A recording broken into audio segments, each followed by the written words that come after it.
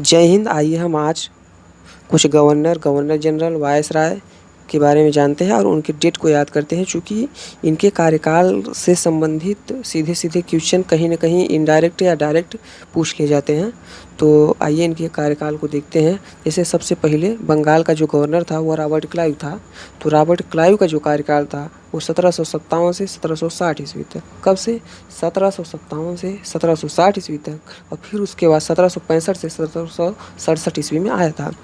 तो इसके समय में जो महत्वपूर्ण कार्य थे, जैसे एक क्या था कि रॉबर्ट क्लाइव के समय में बंगाल के समस्त क्षेत्र के लिए 2 उपदीवान नियुक्त किए गए थे। 2 उपदीवान किस राज्य के लिए? तो एक बंगाल के लिए, एक बिहार के लिए। बंगाल में जो नियुक्त किया गया था उसका नाम मोहम्मद रजा खां। बंगाल के लिए जो उपदीवान नियुक्त किए गए थे उनका नाम मोहम्मद रजा खां, और बिहार के लिए जो नियुक्त किए गए थे उनका नाम राजा सिताब राय।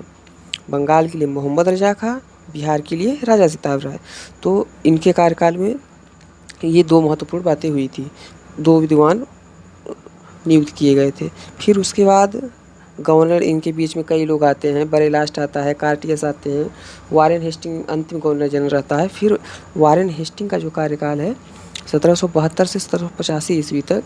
चूँकि वारेन हेस्टिंग प्रथम लास्ट गवर्नर था और प्रथम गवर्नर जनरल था। वारेन हेस्टिंग जो है बंगाल का लास्ट गवर्नर और बंगाल का प्रथम गवर्नर जनरल था। तो 1772 से इसका 1785 ईस्वी कार्यकाल था। इसके समय में मद्रास एवं मुंबई के जो गवर्नर थे इसके अधीन कर दिए गए थे। मद्रास और जो मुंबई के गवर्नर थे इसके अधीन कर दिए गए थे, और जो कार्यकाल था इन गवर्नर जनरल का 5 वर्ष निश्चित कर दिया गया था। जैसे राजकीय कोषागार को इसने मुर्शिदाबाद से हटा करके कलकत्ता ले दिया था, और इसी के समय में 1781 ईस्वी में कलकत्ता मुस्लिम शिक्षा के विकास के लिए प्रथम मदरसा स्थापित किया गया था। कलकत्ता में 1781 ईस्वी में मुस्लिम शिक्षा के विकास के लिए प्रथम मदरसा जो है इसी के समय में, वारेन हेस्टिंग के समय में ही स्थापित किया गया था। और जो जोनाथन टंकन ने बनारस संस्कृत विश्वविद्यालय बनवाई थी, इसी के समय बनवाई थी। तो जैसे एशियाटिक सोसाइटी ऑफ बंगाल की स्थापना विलियम जोन्स ने 1784 ईस्वी में वारेन हेस्टिंग के ही समय में किया था। और जैसे पहला समाचार पत्र जिसे जानते होंगे बंगाल आगस्टस हिस्की, ये भी जो है इसी के समय में चालू हुआ था। और एक कलकत्ता में विश्वविद्यालय कलकत्ता में उच्चतम न्यायालय की स्थापना की गई थी 1774 ईस्वी में, वारेन हेस्टिंग के ही कार्यकाल में। तो इसके कार्यकाल में कई महत्वपूर्ण चीज़ें हुई। उन्हीं में से 2 महत्वपूर्ण युद्ध भी जो है इसी के समय में देखने को मिलता है। जैसे आंग्ल मराठा युद्ध जो था 1775 से 1782 ईस्वी में हुआ था, और 1782 ईस्वी में सालवाई के संधि के साथ ये युद्ध खत्म हो गया था। आंग्ल मराठा युद्ध, इस वारेन हेस्टिंग के समय पहला युद्ध कौन हुआ? आंग्ल मराठा युद्ध 1775 से 1782 ईस्वी में। द्वितीय जो है आंग्ल मैसूर युद्ध जो था 1780 से 1784 ईस्वी में, वारेन हेस्टिंग के ही समय में हुआ था। और द्वितीय क्या बोलते हैं, आंग्ल मैसूर युद्ध में 1784 ईस्वी में एक संधि हुई थी जिसे मंगलोर की संधि बोलते हैं। तो इनके कार्यकाल में ये कुछ बातें थी। और फिर जैसे सुरक्षा प्रकोष्ठ की नीति, जिसको रिंग फेंस पॉलिसी कहते हैं, रिंग फेंस पॉलिसी जिसको बोलते हैं, सुरक्षा प्रकोष्ठ नीति, ये भी वारेन हेस्टिंग के ही समय में लाई गई थी।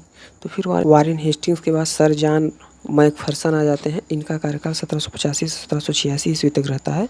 ये अस्थायी गवर्नर जनरल नियुक्त किए गए थे। तो सबसे पहले कौन आए थे? रॉबर्ट क्लाइव आए थे। उनका कार्यकाल 1757 से 1760 ईस्वी तक। फिर कौन आया? फिर आए वारेन हेस्टिंग्स। इनका कार्यकाल 1772 से 1785 ईस्वी तक गवर्नर जनरल के पद पे कार्यकाल थे। 72 से 74 तक ये क्या थे? गवर्नर थे। फिर उसके बाद 74 से 85 तक वारेन हेस्टिंग क्या हुए थे? गवर्नर जनरल बन गए थे। फिर उसके बाद जॉन मैकफरसन आए थे 1785 से 1786 ईस्वी तक। फिर उसके बाद आते हैं लॉर्ड कॉर्नवालिस। लॉर्ड कॉर्नवालिस का जो कार्यकाल था 1786 से 1793 ईस्वी तक था, और फिर एक बार 1805 ईस्वी में आए थे, लेकिन इनकी मृत्यु हो गई थी दूसरा कार्यकाल शुरू होने पर।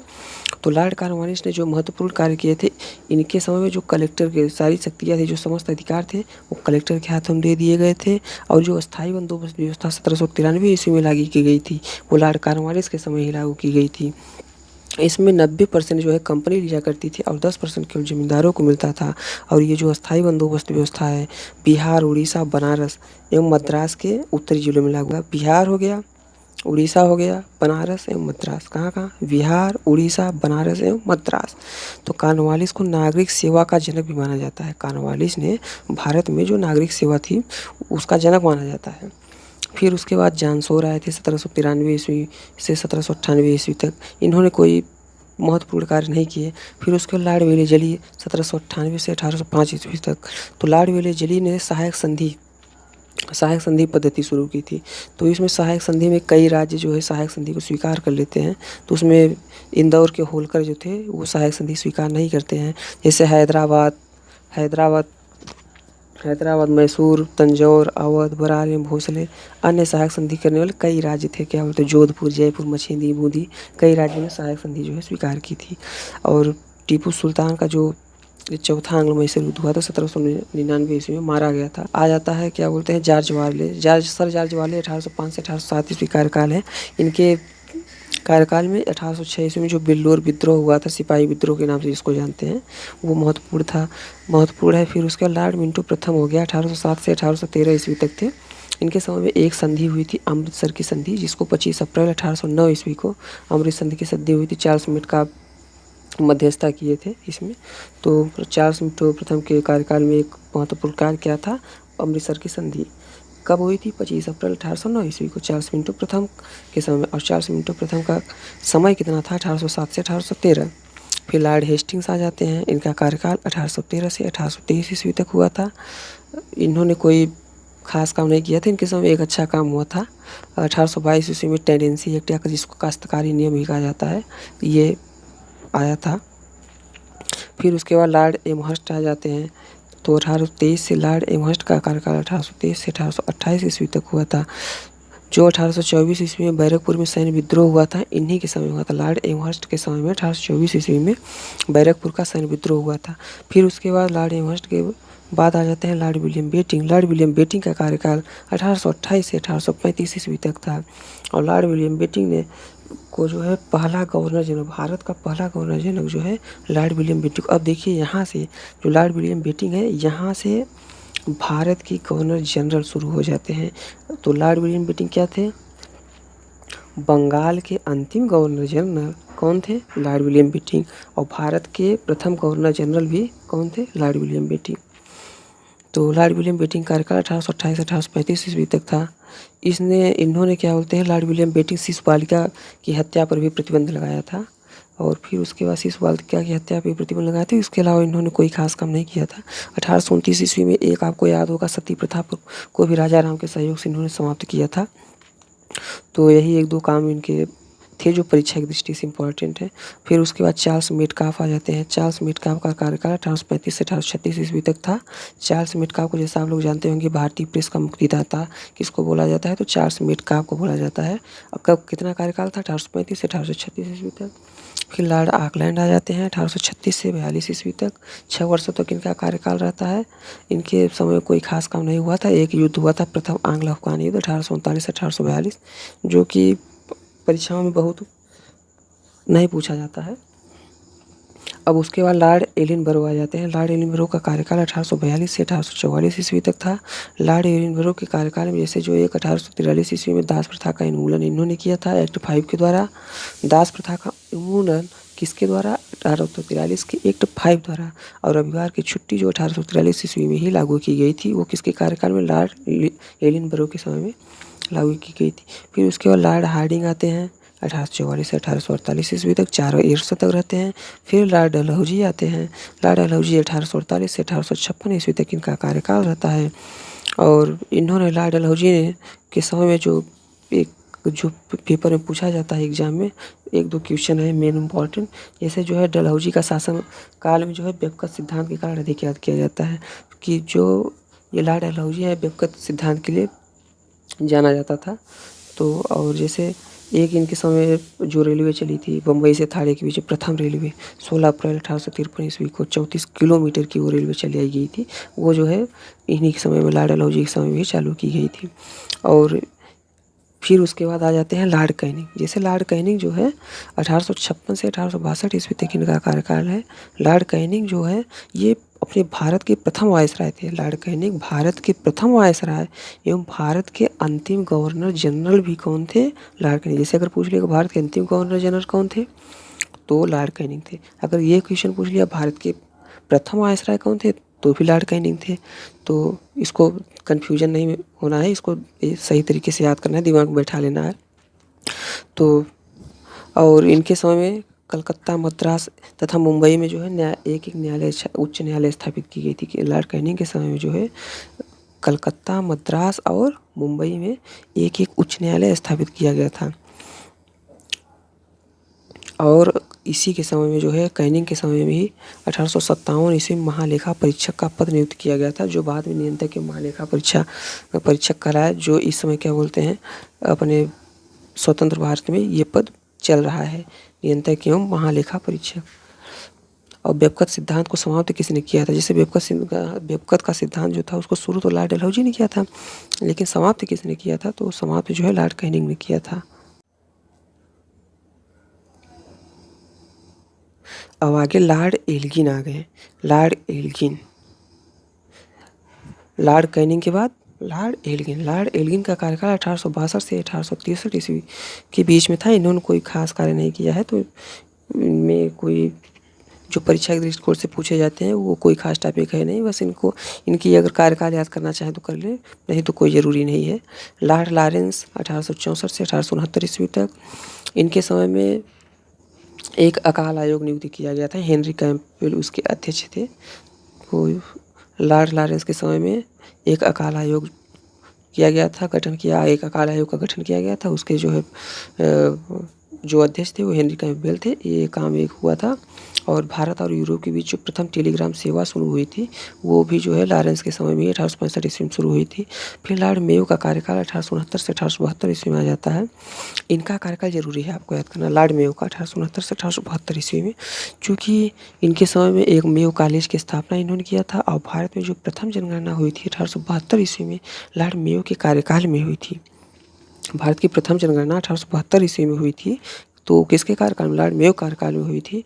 फिर उसके लॉर्ड नाथ ब्रुक आ जाते हैं। लॉर्ड नाथ ब्रुक का कार्यकाल 1872 से 1876 ईस्वी तक है।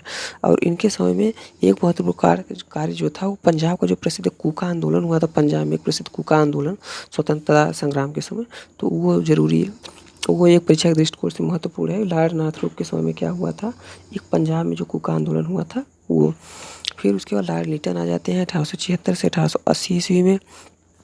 इनके समय में लॉर्ड लिटन के समय महत्वपूर्ण कार्य जो हुए थे वो था, उनमें से जो लॉर्ड लिटन के समय में, इनके समय में जो है दिल्ली दरबार का आयोजन किया गया था। किस लिए किया गया था? कैसर हिंद की उपाधि से सम्मानित करने के लिए। किसको? ब्रिटेन की महारानी को। 1 जनवरी 1877 ईस्वी में कैसर हिंद की उपाधि से सम्मानित करने के लिए दिल्ली दरबार का आयोजन किया गया था। और इन्हीं के समय में ही 1876 लॉर्ड लिटन का कार्यकाल जैसा कि 1876 से 1880 ईस्वी तक था। फिर उसके बाद लॉर्ड रिपन आ जाते हैं। लॉर्ड रिपन का कार्यकाल जो है 1880 से 1884 ईस्वी तक है। लॉर्ड लिटन का कितना है? 1876 से 1880। फिर लॉर्ड रिपन का कितना है? 1880 से 1884। तो लॉर्ड रिपन के कार्यकाल में जो है इन्होंने जो सिविल सेवा की अधिकतम आयु थी 19 से बढ़ा करके 21 वर्ष कर दिया था। और इसने स्थानीय सुशासन की लॉर्ड, जैसा कि आपको पता होगा जब पंचायती राज व्यवस्था पढ़ते होंगे तो उसमें पहली लाइन यही रहती है कि स्थानीय स्वशासन की जो शुरुआत थी वो लॉर्ड रिपन के समय में की गई थी। और प्रथम नियमित जनगणना दूसरी, प्रथम जनगणना तो जो है 1872 ईस्वी में किसके? लॉर्ड मेयो के कार्यकाल में हुई थी। लेकिन जो सर्वप्रथम नियमित जनगणना कराई गई थी वह रिपन के समय में 1881 ईस्वी में कराई गई थी। और रिपन के समय प्रथम कारखाना अधिनियम, जैसे 1881 ईस्वी में प्रथम कारखाना अधिनियम आया था। और फ्लोरेंस नाइटिंगेल ने रिपन को भारत के उद्धारक की संज्ञा दी। जैसे कभी कभी क्वेश्चन पूछ लेता है कि रिपन को जो है भारत के उद्धारक की संज्ञा किसने दी थी, तो वो थे फ्लोरेंस नाइटिंगेल जो है रिपन को भारत के उद्धारक की संज्ञा दी थी। फिर उसके बाद आ जाते हैं लॉर्ड डफरिन। 1884 से 1888 ईस्वी तक लॉर्ड डफरिन आ जाते हैं। लॉर्ड डफरिन के समय में एक महत्वपूर्ण कार्यकाल था। लॉर्ड डफरिन का कार्यकाल जैसा कि 1884 से 1888 ईस्वी में है, तो 1885 ईस्वी में आपको पता होगा कि 28 दिसंबर 1885 ईस्वी को बम्बई में ए.ओ. ह्यूम के नेतृत्व में भारतीय राष्ट्रीय कांग्रेस की स्थापना हुई थी। भारतीय राष्ट्रीय कांग्रेस की स्थापना 28 दिसंबर 1885 ईस्वी को हुई थी। किसके नेतृत्व में? ए.ओ. ह्यूम के नेतृत्व में हुई थी। उसके अध्यक्ष कौन थे? ए.ओ. ह्यूम। फिर उसके लॉर्ड लैंसडाउन का कार्यकाल आ जाता है। लॉर्ड लैंसडाउन 1888 से 1894 ईस्वी तक रहता है। तो ये कोई खास काम नहीं हुआ था इनके समय में। लॉर्ड लैंसडाउन के समय में वही भारत और अफगानिस्तान के मध्य सीमा रेखा, जिसका नाम डूरन रेखा है, निर्धारित किया गया था। और 1891 में दूसरा कारखाना अधिनियम भी जो है लॉर्ड लैंसडाउन के समय में ही शुरू किया गया था। तो लॉर्ड लैंसडाउन का जो कार्यकाल था 1888 से 1894 ईस्वी तक हुआ था। फिर उसके बाद लॉर्ड एल्गिन बीच में आ जाते हैं 1894 से 1899 ईस्वी में। इनके समय में भी कोई अच्छा कार्यकाल नहीं हुआ था। फिर लॉर्ड कर्जन जो होते हैं, लॉर्ड कर्जन का कार्यकाल 1899 से 1905 ईस्वी तक था। और कर्जन के समय में जो है 1901 ईस्वी में सरकालीन स्कॉट मानक्रीफ की अध्यक्षता में कर्जन के समय में क्या एक सिंचाई आयोग बनाया गया था। और उस सिंचाई आयोग के अध्यक्ष जो थे वो सरकालीन स्कॉट मानक्रीफ थे। मतलब सरकालीन स्कॉट मानक्रीफ की अध्यक्षता में एक सिंचाई आयोग बनाया गया था। और फिर उसके बाद एक रेल आयोग भी बनाया गया था थॉमस रॉबर्टसन के अध्यक्षता में। रेल आयोग किसकी अध्यक्षता में? रॉबर्टसन की अध्यक्षता में। और जो सर एंड्रयू फ्रेजर के हैं, एंड्रयू फ्रेजर की अध्यक्षता में पुलिस आयोग बनाया गया था। तो ये सब काम किसके समय में हुए थे? लॉर्ड कर्जन के समय। लॉर्ड कर्जन के समय क्या हुआ था? एक सिंचाई आयोग बनाया गया था सरकालीन स्कॉट मानक्रीफ की अध्यक्षता में। और एक रेल आयोग बनाया गया था रॉबर्टसन की अध्यक्षता में। और एक पुलिस आयोग बनाया गया था सर एंड्रयू फ्रेजर की अध्यक्षता में। और टॉमस रेले की अध्यक्षता एक बचे कौन? सर टॉमस रेले की अध्यक्षता में विश्वविद्यालय आयोग की स्थापना की गई थी।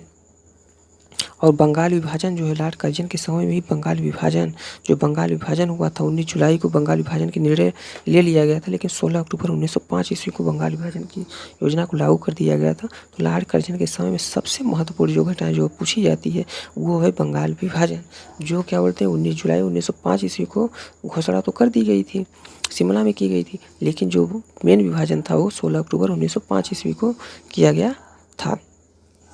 फिर उसके बाद लॉर्ड मिंटो द्वितीय आ जाते हैं 1905 से 1910 ईस्वी में। इनके कार्यकाल में सूरत अधिवेशन 1907 ईस्वी का कांग्रेस विभाजन हुआ था। सूरत अधिवेशन 1907 ईस्वी में पूछ लेता है कभी कभी कि कांग्रेस का विभाजन कब हुआ था? 1907 ईस्वी में हुआ था। किसके कार्यकाल में हुआ था? लॉर्ड मिंटो द्वितीय कार्यकाल में हुआ था। कार्यकाल याद रहेगा तो क्वेश्चन आसानी से सॉल्व हो जाएगा। लॉर्ड मिंटो द्वितीय का कार्यकाल कितना था? 1905 से 1910 ईस्वी तक। फिर उसके लॉर्ड मिंटो द्वितीय के बाद आ जाते हैं लॉर्ड हार्डिंग द्वितीय। लॉर्ड हार्डिंग द्वितीय का कार्यकाल 1910 से 1916 ईस्वी तक था।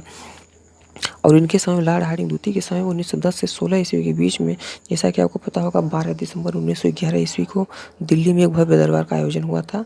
तो इसी के समय लॉर्ड हार्डिंग के समय में जहाँ जब पंचम भारत आए थे, दिल्ली दरबार का आयोजन 12 दिसंबर 1911 ईस्वी को हुआ था।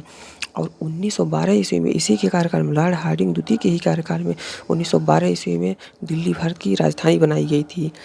और प्रथम विश्व युद्ध भी जो था लॉर्ड हार्डिंग के कार्यकाल में हुआ था। 28 जुलाई सन 1914 ईस्वी को प्रथम विश्व युद्ध प्रारंभ हुआ था।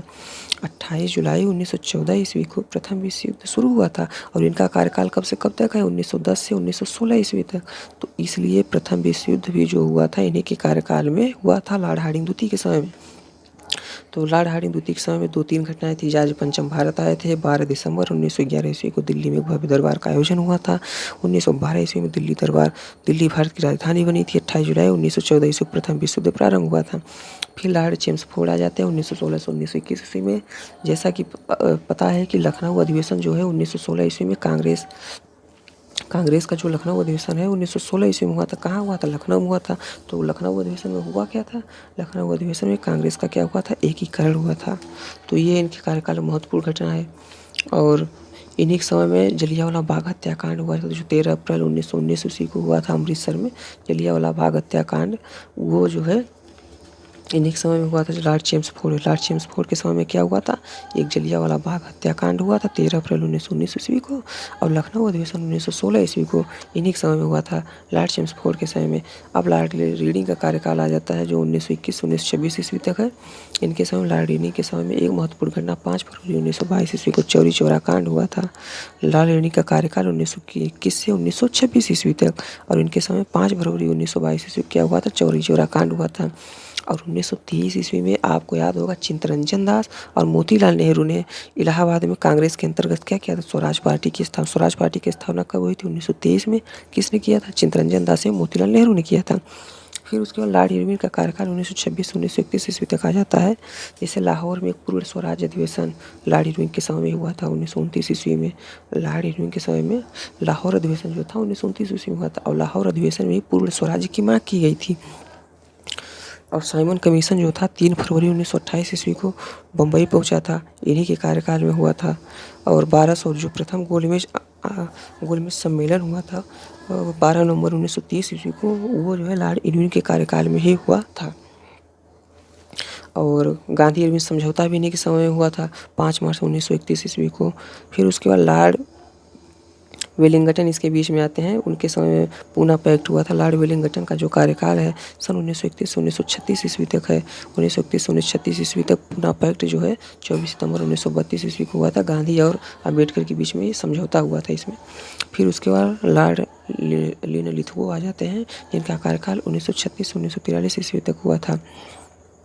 इनके लॉर्ड लिनलिथगो के समय में 1 सितंबर 1939 ईस्वी को जो द्वितीय विश्व युद्ध प्रारंभ हुआ था, तो इनके समय में एक द्वितीय विश्व युद्ध तक प्रारंभ हुआ था। कब हुआ था? 1 सितंबर 1939 ईस्वी थे। लॉर्ड लिनलिथगो का कार्यकाल कब से कब तक है? 1936 से 1943 ईस्वी तक। तो इसी में क्या बोलते हैं, इन्हीं के समय में 1 अगस्त प्रस्ताव आया था 8 अगस्त 1980 ईस्वी को। जो अगस्त प्रस्ताव, ध्यान से देखिएगा, अगस्त प्रस्ताव और अगस्त क्रांति।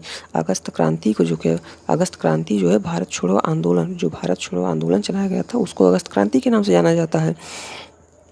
तो अगस्त प्रस्ताव 8 अगस्त 1940 ईस्वी को आया था। और जो भारत छोड़ो आंदोलन था यानी अगस्त क्रांति, जिसको हम लोग जानते हैं, 9 अगस्त 1942 ईस्वी को आया था। अब लॉर्ड बेवेल, फिर उसके बाद लॉर्ड नेहरू का कार्यकाल 1936 1942 ईस्वी 43 ईस्वी तक। फिर उसके बाद लॉर्ड बेवेल आ जाते हैं, जिनका कार्यकाल 1944 1947 ईस्वी तक था। लॉर्ड बेवेल के समय में कैबिनेट मिशन आया था 1946 ईस्वी में। और फिर उसके बाद लॉर्ड माउंटबेटन आ जाते हैं। लॉर्ड माउंटबेटन जो है स्वतंत्र भारत के प्रथम गवर्नर जनरल थे। जिसे पूछ लेता है स्वतंत्र भारत के प्रथम गवर्नर जनरल कौन थे? Lord Mountbatten. अंतिम वायसराय कौन थे? Lord Mountbatten. तो इसलिए लॉर्ड माउंटबेटन कार्यकाल 1947 से 1948 ईस्वी तक हुआ था। भारत के प्रथम गवर्नर जनरल थे, भारत के जो है स्वतंत्र भारत के प्रथम गवर्नर जनरल थे। और अगर पूछ लिया जाए कि स्वतंत्र भारत के प्रथम एवं अंतिम भारतीय गवर्नर जनरल कौन थे, अगर पूछेगा स्वतंत्र भारत के प्रथम गवर्नर जनरल लॉर्ड माउंटबेटन। अगर पूछेगा स्वतंत्र भारत के प्रथम भारतीय गवर्नर जनरल कौन थे, तो वो चक्रवर्ती राजगोपालाचारी थे। और इनका कार्यकाल आपके लिए बहुत ज़रूरी है, इसको याद कर लीजिएगा, चूँकि आने वाले समय में पता नहीं किस तरह के क्वेश्चन बनाए जाएँ। तो